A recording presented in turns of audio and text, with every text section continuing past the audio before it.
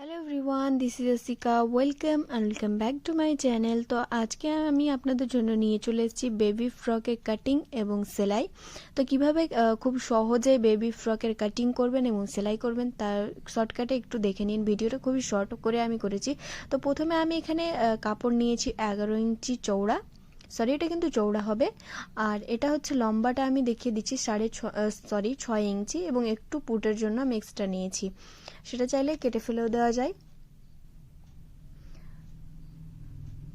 তো এটা কিন্তু দুটো টুকরো আছে, আমি 4 ভাঁজ করে রেখেছি। যে কোনো কাপড় কিন্তু আমাদের 4 ভাঁজে কাটতে হয়, 4 ভাঁজে আমি রেখে দিয়েছি। তো আমি এখানে পুটটা নিয়ে নিচ্ছি 4 ইঞ্চি, এবং এখানে আমি একটু দূরত্বে 4 ইঞ্চিতে একটা দাগ দিয়ে দিলাম যেন বরাবর দাগটা হয়। তারপরে এখানে যে আর্ম হোল আছে কিংবা মোহরা বলে যেটাকে, সেটার জন্য আমি একটা লম্বা একটা দাগ টেনে নিলাম। তারপরে কিন্তু এই যে এখানেও আমি কিন্তু 4 ইঞ্চি নিয়ে নিচ্ছি।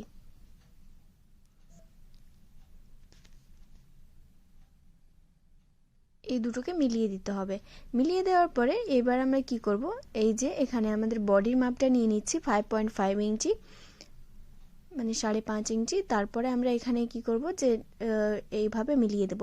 নিচের দিকটাতে আমি একটু শেভ করে নিই, তার কারণ টেকিন দিতে হবে তাই। এবং গলার এখানে চওড়ার মাপটা নিয়ে নিয়েছি 1.5 ইঞ্চি, দিয়ে আমি একটু দূরত্বে আবার দিয়েছি, দিয়ে মিলিয়ে নিচ্ছি। একটা লম্বা দাগ টেনে নিলেই হবে। তারপরে পিছন গলা হবে এখানে 1 ইঞ্চি। তো পিছন গলাটার এখানে দাগ দিয়ে দিলাম, এবং রাউন্ডটাও কিন্তু আমি এখানে করে নেব। এটা হচ্ছে পিছন গলা। এবার সামনের গলাটার মাপটা দিয়ে দিচ্ছি। আপনারা ভাববেন যে একবারে কাটছে কেন, আমি এখানে দেখাচ্ছি। সামনের গলা কিন্তু আমি 2 ইঞ্চি নিয়েছি, নিয়ে একই রকমভাবে দাগটা দিয়ে দিতে হবে।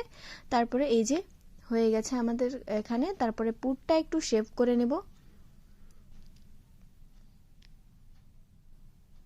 শেভ করে নেওয়ার পরে নিচের দিকেও কিন্তু শেভ করব, না হলে কিন্তু বাচ্চাদের জামার দুই ধারে কিন্তু একটু নেমে যাবে। তার জন্য আমি এখানে একটু একটু করে শেভ করে নিলাম। তারপরে আমি এখানে কাটিং করে নিয়েছি একটা সামনের পার্ট এবং একটা পিছনের পার্ট। তো এটা হয়ে গেল আমাদের। এবার হচ্ছে নিচের যে ঘেরটা আছে সেই ঘেরটা এবার কাটিং করব। তো ঘেরটার জন্য সেম আমি দুটো টুকরো কাপড় নিয়েছি। এখানে আমি একটার মেজারমেন্ট দেখিয়ে দিচ্ছি, 15 ইঞ্চি হয়েছে এখানে আমার চওড়াটা, এবং ঝুল যেটা হবে লম্বা সেটা আমি নিয়েছি এখানে 9 ইঞ্চি। এটা কিন্তু খুব বড় বাচ্চার না, এখানে 3 থেকে 5-6 মাসের বাচ্চার জন্যই এটা পারফেক্ট হবে। তার জন্য আমি খুব একটা বড় এখানে বেবি ফ্রক করিনি। তারপর আমি এখানে দুটো পটি নিয়েছি 2 ইঞ্চি চওড়ার, যেটা বোতাম পটি হবে এবং বোতাম ঘর তৈরি করা হবে সেটার জন্য। এবং এখানে ফিতার জন্য আমি নিয়ে নিয়েছি একটু হালকা চওড়া। তো এখানে আমি মাপ কিন্তু দেখাইনি, এটা যার যেমন ইচ্ছা। যদি কারো ইচ্ছে হয় যে বাচ্চাদের তো বাঁধাই যায় না, তারা কিন্তু নাও দিতে পারেন, এটা পুরোপুরি স্কিপ করতে পারেন। তো এই যে কাটিং হয়ে গেছে। এবার আমি পিছন পাটটা নিলাম সেলাই করার জন্য। তো পেছন পাটটা আমি এই যে মাঝ বরাবর কেটে নিলাম, কেটে দুটোকে আলাদা করে নিলাম। আলাদা করে নেওয়ার পরে এই যে 2 ইঞ্চি চওড়া পটিগুলো আমি কেটেছিলাম, সেটাকে কিন্তু কাপড়টা কিন্তু আমার সোজা আছে, তেমনই সোজা রেখে আমি রেখে দিলাম সোজাভাবেই পটি দুটোতে সেম একই রকমভাবে সেলাইটা করে নিতে হবে। তো এখানে সেলাই করা হয়ে গিয়েছে, আমি আপাতত একটাই দেখাচ্ছি। তারপরে এই যে ভিতরের দিকে একটুখানি মুড়িয়ে এইভাবে মুড়িয়ে ভরে দিতে হবে, এবং একটা সেলাই করে দিতে হবে। দুটো সেলাই দিলে বেশি ভালো লাগে দেখতে, তার জন্য আমি এখানে দুটো সেলাই দিয়েছি। সেম একই রকম ভাবে কিন্তু অপর পার্টটাও করে নিতে হবে। করে নেওয়ার পরে এখানে জয়েন করে দিতে হবে। যেহেতু দুটো আলাদা আলাদা আছে, একটু সেলাই দিয়ে নিচের দিকটাই সেলাই দিয়ে কিন্তু আমাদের জয়েন করে নিতে হবে। বক্স করে করে নিতে পারেন, কিংবা এমনিও সেলাই দিতে পারেন। তো এখানে আমি জয়েন করে নিয়েছি। করে নেওয়ার পরে এই যে আমি এখানে 2 জায়গায় আমি কিন্তু এখানে টেকিন দিয়ে নেব। তো এইখানে আমি টেকিনটা দিয়ে নিচ্ছি। এখানে আমার পিছন পাটে টেকিন দেওয়া কমপ্লিট হয়ে গেছে, এবং সেম একই রকমভাবে কিন্তু সামনের পাটটাতেও টেকিনটা দিয়ে নিতে হবে। তো আমি এখানে সামনের পাটেও দিয়ে নিয়েছি। এবার হচ্ছে আমাদের পুট সেলাই করার পালা। তো আমাদের পুটটা সেলাই করে নিতে হবে।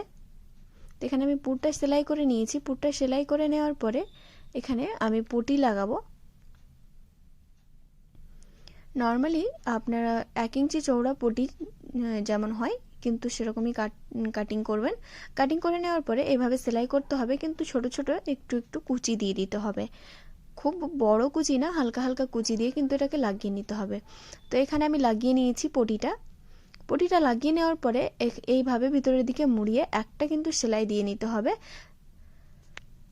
তার আগে চাইলে আপনারা চাপ সেলাইও দিয়ে নিতে পারেন। তো আমি এখানে লাগিয়ে নিয়েছি গলাতে। সেম একই রকম ভাবে কিন্তু আমাদের করে নিতে হবে 2 হাতের মোহরায়, যেটা আমাদের করে নিতে হবে। এখানে আমি করে নিয়েছি, দুটোতে লাগিয়ে নিয়েছি। লাগিয়ে নেওয়ার পরে এবার হচ্ছে আমাদের নিচের পার্টটা জয়েন্ট করার পালা। তো নিচের পার্টটা জয়েন্ট করার জন্য আমরা এখানে একটা মাঝ বরাবর দাগ দিয়ে নেব, যেন আমাদের কুচিটা সমান সমান হয়। কুচিটা যেন কোনো দিকে কম কিংবা কোনো দিকে বেশি না হয়। তো এই যে কুচিটা আমার আছে, এখানে কিন্তু ডবল নিয়ে নিলেই, যেটা কোমরের মাপ থাকবে সেটা থেকে ডবল নিয়ে নিলেই কিন্তু কুচিটা খুব সুন্দর চলে আসবে। তো আমি এখানে নিয়ে নিয়েছিলাম, কিন্তু সেম পদ্ধতিতে আমি নিয়েছিলাম। নিয়ে নেওয়ার পরে এই যে এখানে একটা মাঝ বরাবর দুটো দাগ মিলিয়ে পিন লাগিয়ে দিতে হবে। যারা নতুন তারা কিন্তু অবশ্যই এভাবে পিনটা লাগিয়ে নেবেন। পিনটা লাগিয়ে নিলে সুবিধা হয় আমাদের কুচিটা দিতে। তো এখানে আমার কুচি দেওয়া কমপ্লিট হয়ে গিয়েছে।